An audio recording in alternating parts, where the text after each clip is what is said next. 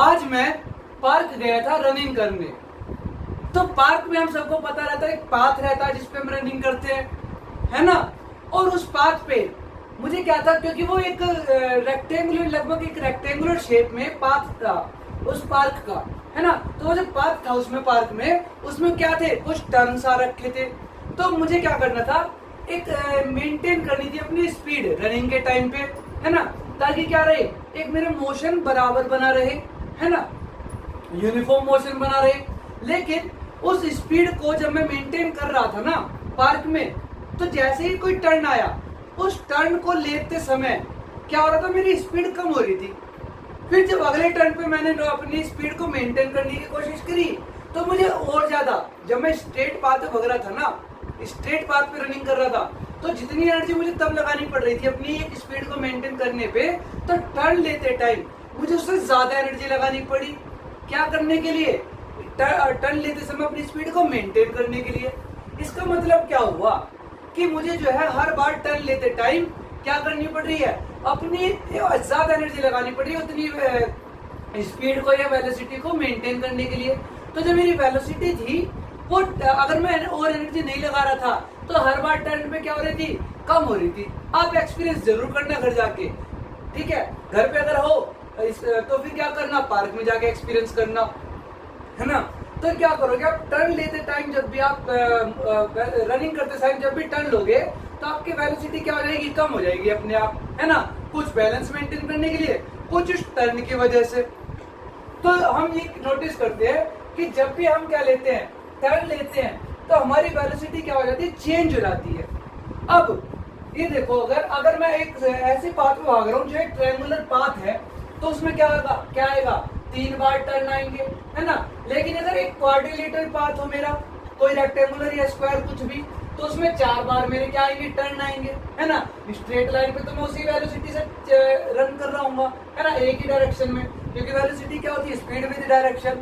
तो इसी डायरेक्शन में मैं सेम वेलोसिटी से क्या कर रहा हूँ, रनिंग कर रहा हूँ। लेकिन जैसे ही मैंने टर्न लिया, तो मेरी वेलोसिटी क्या हो गई, वहां पर आप एक्सपीरियंस करना घर जाके, चेंज हो गई होगी। लेकिन क्या नाम है, जब ये तो 4 क्वाड्रिलेटर था, इसके बाद मैंने देखा कि एक हेक्सागोनल जिसमें कितनी साइड है, 6 साइड है, तो 6 कितने टर्न है।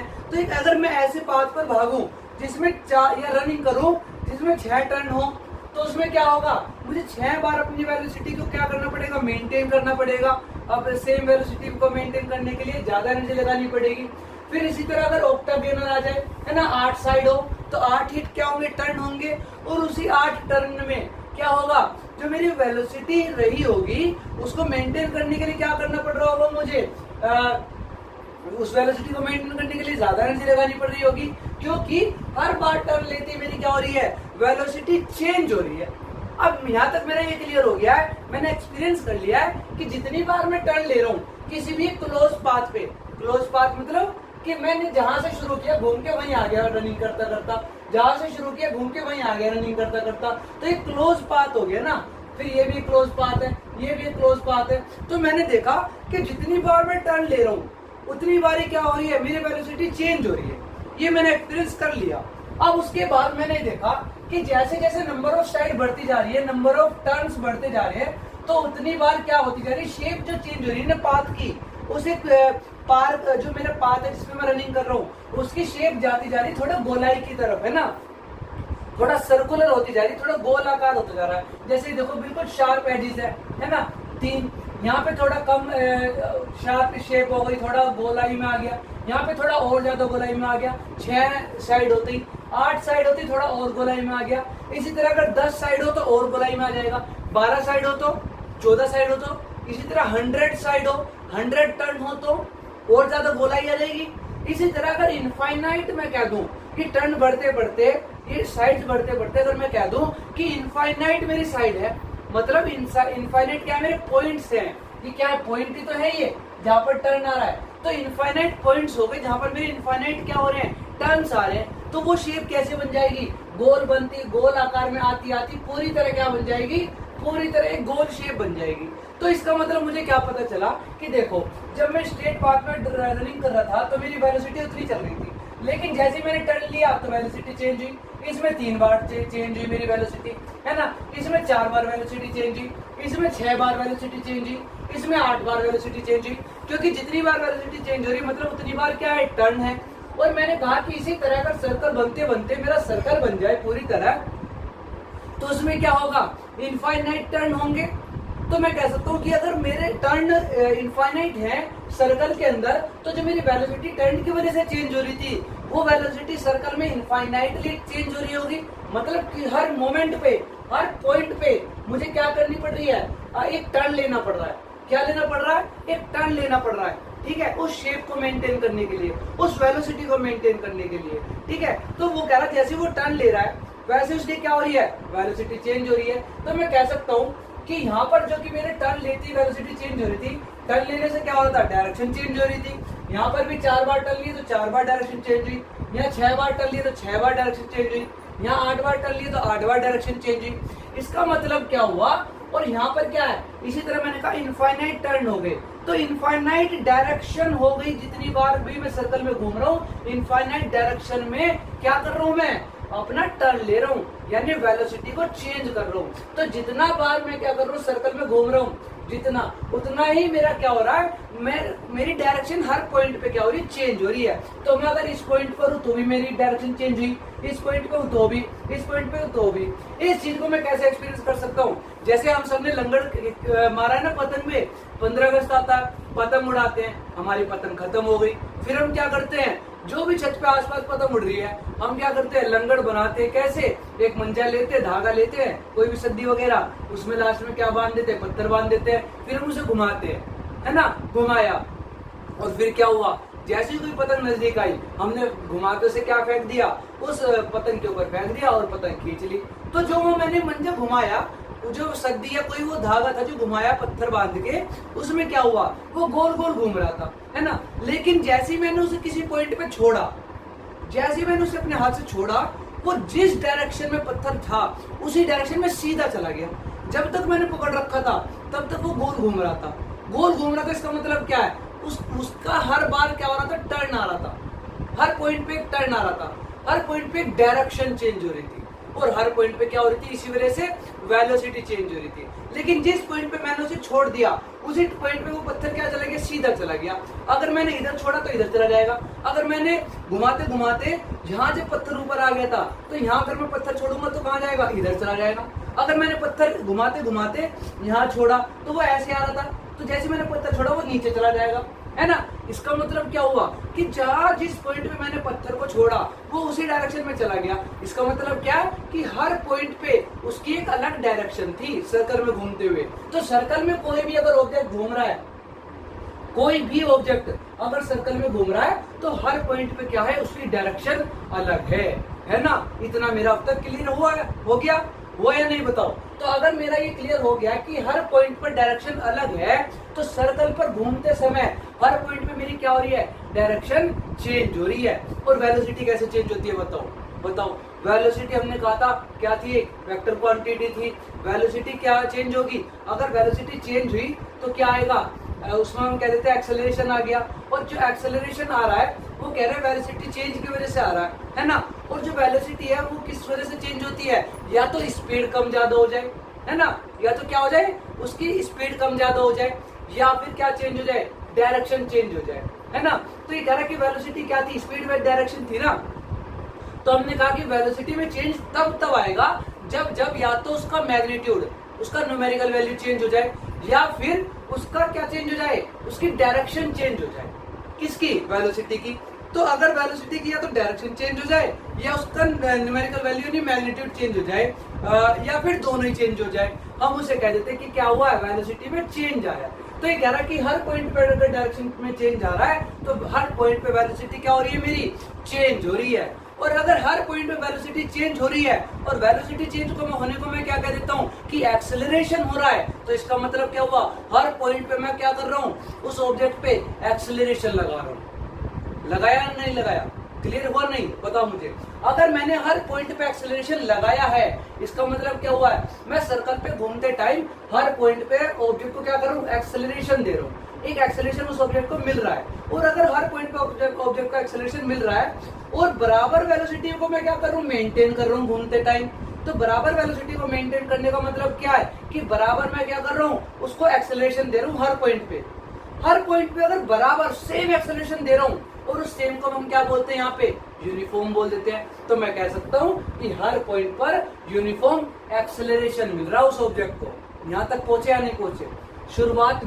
शुरुआत से लेकर के यहाँ तक जो मैंने इतनी कहानी रची है, एक स्टेप बाय स्टेप मैंने एक सीढ़ी लगा दी आपके लिए, और लास्ट में मैंने क्या बोला कि इस सर्कल में घूमते टाइम ऑब्जेक्ट को क्या हो रहा है, एक यूनिफॉर्म एक्सेलरेशन हो रहा है। और वहां तक समझने के लिए हमने स्टार्टिंग से यहाँ तक समझा या नहीं समझा?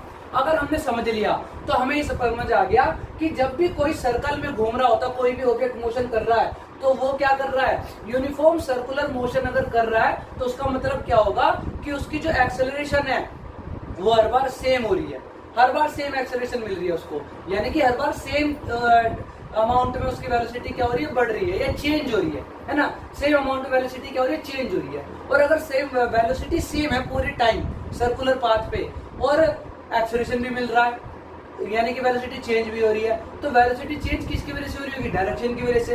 तो इसका मतलब क्या हुआ कि अगर मैं एक सेम स्पीड से सेम वेलोसिटी पे घूम रहा हूँ और बार बार क्या हो रही है, डायरेक्शन चेंज हो रही है, इसका मतलब बार बार वेलोसिटी चेंज हो रही है, और एक मैं क्या दे रहा हूँ उसको, वेलोसिटी चेंज होने की वजह से एक एक्सेलरेशन मिल रहा है उस ऑब्जेक्ट को। तो इसका मतलब क्या हुआ कि जब भी कोई सर्कुलर पाथ पर क्या कर रहा है, यूनिफॉर्म मोशन कर रहा है, उसका मतलब वो यूनिफॉर्म स्पीड से उस पाथ पर मूव कर रहा है। क्या कर रहा है, इस सर्कुलर पाथ पे एक सेम स्पीड से, यूनिफॉर्म स्पीड मतलब एक सेम स्पीड से क्या कर रहा है, मूव कर रहा है उस सर्कुलर पाथ पर। और उस सर्कुलर पाथ पर मूव करते हुए उसकी वेलोसिटी में चेंज कब आएगा, वेलोसिटी में चेंज सिर्फ तब आएगा जब उसकी किस में चेंज आएगा, डायरेक्शन में चेंज आएगा। और डायरेक्शन में चेंज कब आ रहा है, हर पॉइंट पे चेंज आ रहा है, और हर एक पॉइंट पे डायरेक्शन चेंज आने की वजह से वेलोसिटी चेंज हो रही है, और वेलोसिटी चेंज होने का मतलब क्या, हर पॉइंट पे उस ऑब्जेक्ट को क्या मिल रहा है, एक्सेलरेशन मिल रहा है। तो यूनिफॉर्म सर्कुलर मोशन किसका एग्जांपल हुआ, यूनिफॉर्म एक्सेलरेटेड मोशन का एग्जांपल हुआ कि नहीं? बहुत बढ़िया। तो ये कह रहा है कि सर्कुलर पाथ में वेलोसिटी तो चेंज होती है, क्यों? क्योंकि उसकी डायरेक्शन चेंज हो रही है हर पॉइंट पे, लेकिन उसका मैग्नीट्यूड क्या रह रहा है, हर बार सेम रह रहा है। उसका मैग्नीट्यूड, उसकी न्यूमेरिकल वैल्यू हर बार क्या रह रही है, सेम रह रही है। यानी कि अगर मैं 45 की वेलोसिटी से एक सर्कुलर पाथ में घूम रहा हूँ तो हर पॉइंट में मेरी वेलोसिटी 45 है, लेकिन वेलोसिटी चेंज भी हो रही है क्योंकि उसकी डायरेक्शन चेंज हो रही है। इसका मतलब हर पॉइंट पे 45 वेलोसिटी को मेंटेन करने के लिए मुझे उस ऑब्जेक्ट को क्या करना पड़ रहा है, हर पॉइंट पे एक्सेलरेट करना पड़ रहा है, हर पॉइंट पे क्या करना पड़ रहा है, एक्सेलरेट करना पड़ रहा है। ठीक है, अब इसके आगे देखो, ये कह रहा है कि अगर अब मैं इसकी क्या निकालूं, वेलोसिटी निकालना चाहूं किसी भी सर्कुलर पाथ पे घूमने वाले ऑब्जेक्ट की, जैसे मौत का कुआं देखा है, उसमें एक सर्कुलर पाथ पे घुमा रहा होता है बाइक, है ना। तो ये कह रहा है कि अगर कोई सर्कुलर पाथ पे कोई ऑब्जेक्ट घूम रहा है और उसे घूमने में कितना समय लग रहा है, टी, और सर्कुलर पाथ का जो सर्कमफ्रेंस होता है वो कितना होता है, हम सभी को पता है 2πr, है ना। रेडियस होती है r, और 2πr उसका क्या होता है, सर्कमफ्रेंस हो जाता है सर्कल का। तो सर्कमफ्रेंस जो है उसका वही क्या हुआ, उसका डिस्टेंस कवर हुआ, है ना। भाई वेलोसिटी कैसे निकली हमारी, ये स्पीड डिस्टेंस अपॉन टाइम निकली, और डिस्टेंस यहाँ पे क्या है, 2πr, जो इसका सर्कमफ्रेंस है सर्कल का। तो और उसको वो 2πr डिस्टेंस जो कवर किया वो कितने समय में कवर करा, तो 2πr अपॉन में t, यही क्या आ गई हमारी वेलोसिटी आ गई। जहाँ पर कि r क्या हमारा रेडियस है सर्कल की, उस सर्कुलर पाथ की, और t क्या हमारा टाइम, जो भी टाइम लगा उसको उस सर्कुलर पाथ को एक बार उस सर्कुलर पाथ को पूरा करने में, एक बार उस सर्कुलर पाथ को पूरा करने में कितना समय लगा, और वो जो सर्कुलर पाथ था उसकी कितनी क्या सर्कमफ्रेंस थी। अगर मैं सर्कमफ्रेंस को यानी 2πr को डिवाइड कर दूं कितना समय लगा एक बार कवर करने में, तो आ जाएगी मेरी उसकी वेलोसिटी कि कितनी वेलोसिटी लग रही थी मेरी उस सर्कुलर पाथ में घूमने में। क्लियर है मामला। तो ये हो गई क्या हमारी velocity in uniform circular motion. अब ये चैप्टर मेरा हो गया यहाँ पे कंप्लीट। ठीक है, अब इस चैप्टर में मेरा कुछ नहीं बचा, मैंने देख लिया मोशन क्या होता है, चेंज ऑफ पोजीशन। मैंने देख लिया कि मोशन करते टाइम डिस्टेंस कवर कर रहा हूं, उसमें टाइम लग रहा है, और मोशन को मैं किस रेट से चेंज कर रहा हूं, वो स्पीड हो गई। स्पीड को एक डायरेक्शन दे दी, वो वेलोसिटी हो गई। वेलोसिटी में चेंज आ गया, वो एक्सेलरेशन हो गया। एक्सेलरेशन यूनिफॉर्म भी होता है, नॉन यूनिफॉर्म भी होता है। मोशन भी यूनिफॉर्म भी होता है, नॉन यूनिफॉर्म भी होता है ना। इतनी सारी चीजें, और यूनिफॉर्म सर्कुलर मोशन भी हमने देख लिया लास्ट में। ग्राफ से कैसे, ग्राफ में कैसे रिप्रेजेंट कर सकते हैं हम हर एक सिचुएशन को, टाइम को वेलोसिटी के साथ, टाइम के साथ डिस्टेंस, अलग अलग हमने क्या देख लिए, ग्राफ भी देख लिए। तो सब कुछ इस चैप्टर में हमने देखने के बाद अब एक लास्ट स्लाइड में बना रहा हूं, जिसमें पूरे चैप्टर को सिर्फ 2 मिनट में क्या कर दूंगा, कंक्लूड कर दूंगा। ठीक है, तो देखते हैं अभी। जैसे कि मैंने अभी बताया कि पूरा चैप्टर हो चुका हमारा कंप्लीट, और सिर्फ 2 ही मिनट में मैं क्या लाया हूं आपके लिए समरी। तो ये है हमारी समरी पूरे के पूरे चैप्टर की। एक बार नोट कर लो, फिर मैं करता हूं इस पूरी समरी को एक्सप्लेन। तो देखो, ये अगर मेरी पूरी समरी है और चैप्टर का नाम है मेरा मोशन, तो मैंने बताया कि मोशन क्या होता है, चेंज इन पोजिशन, है ना। और उस पोजीशन में चेंज आने को हम क्या कह देते हैं, मोशन कह देते हैं। और पोजीशन जब चेंज होती है तो कुछ डिस्टेंस कवर होता है किसी टाइम में। और मोशन मेरा 2 तरीके का होता है, यूनिफॉर्म मोशन और नॉन यूनिफॉर्म मोशन। फिर इसके बाद ही जो मोशन है, जो कि चेंज इन पोजीशन है, अगर इसका मैं रेट निकाल लूं कि किस रेट से पोजीशन में चेंज आ रहा है, तो उसको हमने नाम दे दिया स्पीड, जिसको हमने कह दिया रेट ऑफ मोशन या फिर rate of change of position, जिसका फॉर्मूला क्या बना, speed is equal to distance upon time, और ऐसा यूनिट क्या बन गई, मीटर पर सेकंड। फिर ये कह रहा है कि जो मोशन है वो चेंज इन पोजीशन है, और स्पीड है rate of change of position, है ना। और अगर इसका भी मैं क्या कर दूं, एक डायरेक्शन दे दूं, तो वो क्या कहलाएगी, वेलोसिटी कहलाएगी। कि जो मोशन का मेरा एक रेट आ रहा है निकल के, है ना, मोशन किसी रेट से हो रहा है मेरा, वो अगर एक डायरेक्शन में हो जाए तो वो स्पीड कहलाएगी वेलोसिटी। ठीक है, तो वेलोसिटी क्या हुई, rate of change of position in a direction, या फिर rate of motion in a direction. और इसका फॉर्मूला क्या बन जाता है, velocity is equal to displacement upon time, और ऐसा यूनिट क्या बन गई, मीटर पर सेकंड। अब इसके बाद वेलोसिटी के बाद आता है हमारा एक्सेलरेशन। और ये एक्सेलरेशन क्या हुआ, देखो हमारा मोशन क्या है, चेंज इन पोजीशन। सबसे पहले मेरी एक पोजीशन है, उसमें चेंज आया तो मोशन कहलाया, मोशन में भी चेंज आया तो स्पीड कहलाई, वो स्पीड एक डायरेक्शन में हो गई तो वेलोसिटी कहलाई। उस वेलोसिटी में भी अगर चेंज आ जाए तो वो कहलाता है मेरा एक्सेलरेशन। तो एक्सेलरेशन क्या हुआ, rate of change of velocity, या फिर देखो रेट ऑफ मोशन क्या था मेरा, रेट ऑफ मोशन स्पीड थी, rate of motion in a direction velocity थी। तो rate of motion in a direction का भी अगर एक रेट ऑफ चेंज आ जाए, वही क्या कहलाता है मेरा एक्सेलरेशन कहलाता है। ठीक है, और क्योंकि एक्सेलरेशन में क्या हो रही है, वेलोसिटी चेंज हो रही है, यूनिफॉर्म नहीं है, तो ये नॉन यूनिफॉर्म वेलोसिटी का एग्जांपल हो गया। और इसका फॉर्मूला क्या बना, a equal to v minus u upon t, और ऐसा यूनिट क्या बनी, मीटर पर सेकंड स्क्वायर बनी। अब इन सब के बाद हमने चैप्टर में पढ़ा कि हमने कैसे कैसे ग्राफिकल रिप्रेजेंटेशन किया इनका, जिसमें मैंने देखा सबसे पहले distance time graph. Distance time graph मेरे 2 तरीके के थे, यूनिफॉर्म और नॉन यूनिफॉर्म। यूनिफॉर्म में क्या था मेरा, यूनिफॉर्म स्पीड थी कि डिस्टेंस टाइम और डिस्टेंस इनके बीच में सेम मेरी स्पीड चल रही है हर बार, और सेम स्पीड है तो जैसे जैसे टाइम बढ़ेगा वैसे वैसे डिस्टेंस भी बढ़ेगा, तो एक स्ट्रेट लाइन ग्राफ बन जाएगा। ठीक है, और फिर पड़ा नॉन यूनिफॉर्म मोशन, जिसमें मेरी स्पीड क्या हो रही है, चेंज हो रही है। स्पीड चेंज होने की वजह से टाइम तो बढ़ रहा है, लेकिन डिस्टेंस मेरा कभी ज्यादा बढ़ रहा है क्योंकि कभी स्पीड ज्यादा है, कभी मेरा डिस्टेंस कम बढ़ रहा है क्योंकि स्पीड कम है। तो ये कैसा ग्राफ बनता है, नॉन स्ट्रेट लाइन ग्राफ, कि कभी ज्यादा कभी कम, कभी ज्यादा कभी कम। फिर उसके बाद मैंने देखा डिस्टेंस टाइम ग्राफ के अंदर ही कि अगर मैंने एक डिस्टेंस कवर कर चुका था, ये टाइम एक्सिस एक्स एक्सिस, ये डिस्टेंस एक्सिस वाई एक्सिस, मैंने कहा कि एक डिस्टेंस में ऑलरेडी कर चुका था, उसके बाद मैं रुक के खड़ा हो गया, रेस्ट पोजीशन पे आ गया, तो वो क्या बनेगा, अब डिस्टेंस तो मेरा तो नहीं है, कभी कम नहीं होएगा, तो वो एक स्ट्रेट लाइन बनेगी पैरेलल टू टाइम एक्सिस, यानी parallel to Y axis, X axis, कि टाइम तो बढ़े जा रहा है और वो जो है स्ट्रेट लाइन में ग्राफ चले जा रहा है, लेकिन पैरेलल टू एक्स एक्सिस, क्योंकि एक डिस्टेंस में कवर कर चुका था। फिर डिस्टेंस टाइम ग्राफ के बाद आता है मेरा क्या, velocity time graph. Velocity time graph में भी मैंने देखा यूनिफॉर्म एक्सेलरेशन, और मैंने वेलोसिटी टाइम ग्राफ में देखा कि यूनिफॉर्म वेलोसिटी चल रही मेरी। यूनिफॉर्म वेलोसिटी मतलब कि मेरी जो वेलोसिटी है वो चेंज नहीं हुई, है ना। और अगर वेलोसिटी में मेरा कोई चेंज नहीं आ रहा है तो जिस वेलोसिटी पे मेरी गाड़ी चल रही थी उसी वेलोसिटी पे चलती रहेगी। तो अगर तो टाइम मेरा बढ़ता रहेगा, टाइम मेरा नीचे है एक्स एक्सिस, वाई मेरी एक्सिस है, मेरी वेलोसिटी, तो वेलोसिटी मैंने कुछ अटेन कर रखी थी किसी एक वेलोसिटी पे चल रहा था, वो चेंज नहीं हो रही, यूनिफॉर्म है मेरी वेलोसिटी, तो वो चलती रहेगी स्ट्रेट लाइन में पैरेलल टू टाइम एक्सिस यानी कि एक्स एक्सिस। तो वही हमारा पैरेलल टू टाइम एक्सिस बन जाता है यूनिफॉर्म वाला।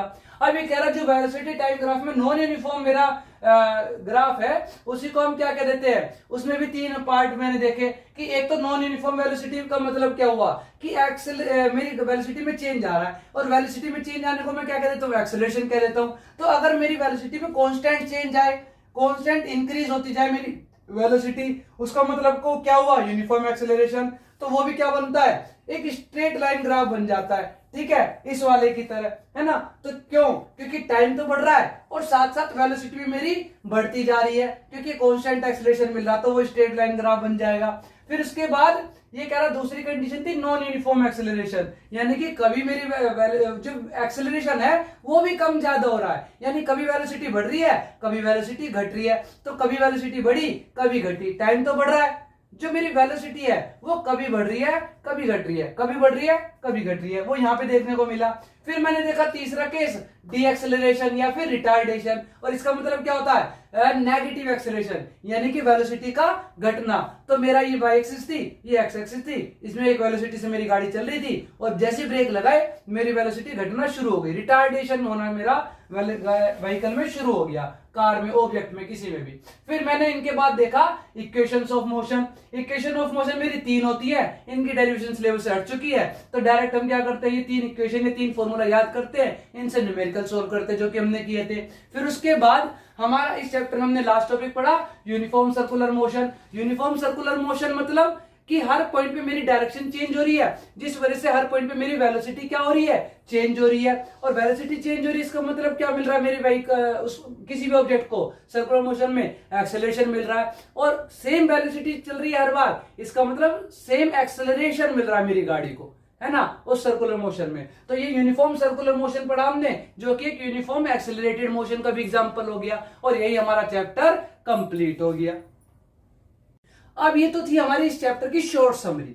बाकी का कंप्लीट डिटेलेशन, कंप्लीट डिटेल्ड एक्सप्लेनेशन जानने के लिए, पढ़ने के लिए, फिजिक्स के बारे में कुछ चीजें पहचानने के लिए देखिए मेरी पूरी वीडियोस, जिसमें हमने आपको कोशिश की है कि एक एक पॉइंट को डिटेल में काफी ज्यादा एक्सप्लेन किया जाए। तो हमने उस वीडियो में हमने एक पर्टिकुलर टॉपिक की, मोशन की एक पर्टिकुलर वीडियो है, स्पीड की एक पर्टिकुलर वीडियो है, वेलोसिटी की एक पर्टिकुलर वीडियो है, वही मेरी एक्सेलरेशन की एक पर्टिकुलर वीडियो है, वही मेरी ग्राफिकल रिप्रेजेंटेशन की पर्टिकुलर वीडियो है, ठीक है, और इक्वेशन ऑफ मोशन की पर्टिकुलर वीडियो है, और हमारे इसकी यूनिफॉर्म सर्कुलर मोशन की पर्टिकुलर वीडियो है। तो इन सब पर्टिकुलर वीडियो में मैंने एक एक टॉपिक हमने आपको बहुत ही डिटेल में एक्सप्लेनेशन किया है ताकि आप समझ पाए। तो ये शॉर्ट समरी अगर आपको समझ आई है तो जरूर देखिए हमारी हर टॉपिक की एक वीडियो, जिसमें आप समझेंगे कि मोशन और मोशन से रिलेटेड फैक्टर्स। धन्यवाद।